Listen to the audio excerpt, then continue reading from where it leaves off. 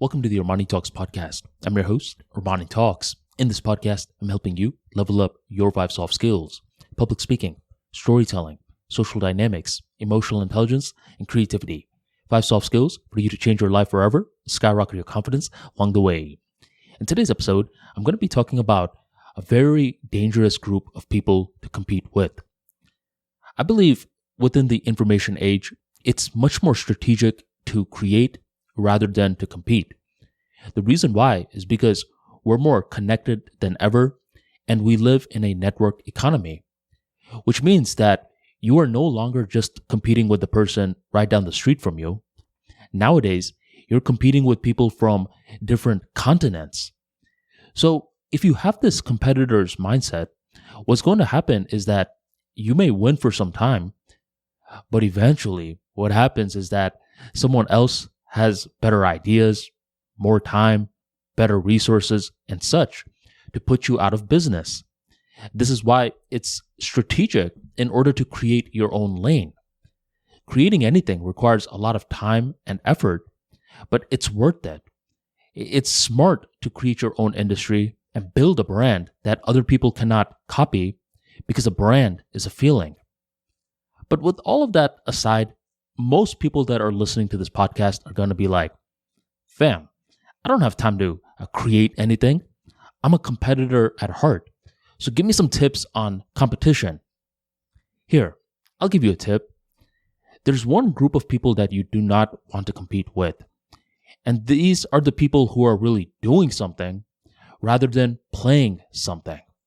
Let me explain what that means. I once heard this one realtor talk about the difference between real estate and stocks. He said, you could play stocks, but you need to do real estate. And what he meant by that was something pretty complex, so he gave an analogy in order to better explain his position. He said, stocks were a lot like shooting free throws. It either goes in or it doesn't.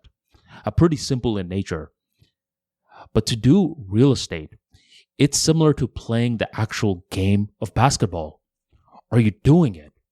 And when you're doing it, you'll notice a lot more complexities that someone who's simply playing will not notice. So that was him highlighting the difference between stocks versus real estate. And I saw a very stunning parallel between this idea and content creation. You could play tweets, but if you're going to become an author, a book writer, you need to do it. And the unique thing is that a lot of people that do something can play something as well. I'm pretty sure the temperament that you build in terms of doing real estate will translate over very well to doing stocks. But I don't necessarily know if the opposite always holds true.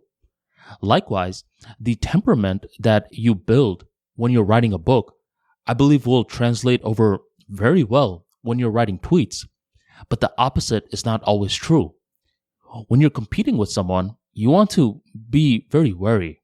Wait a minute. Is this a person that's just joking around, having fun, doing the simple things? Or is this a person that's really doing it? They understand the nuances, the intricacies. They study their field like none other. These people, you do not want to compete with them because you want to know a little secret? They're not competing with anyone else. They have the creator's mindset, which allows them to be inspired within themselves.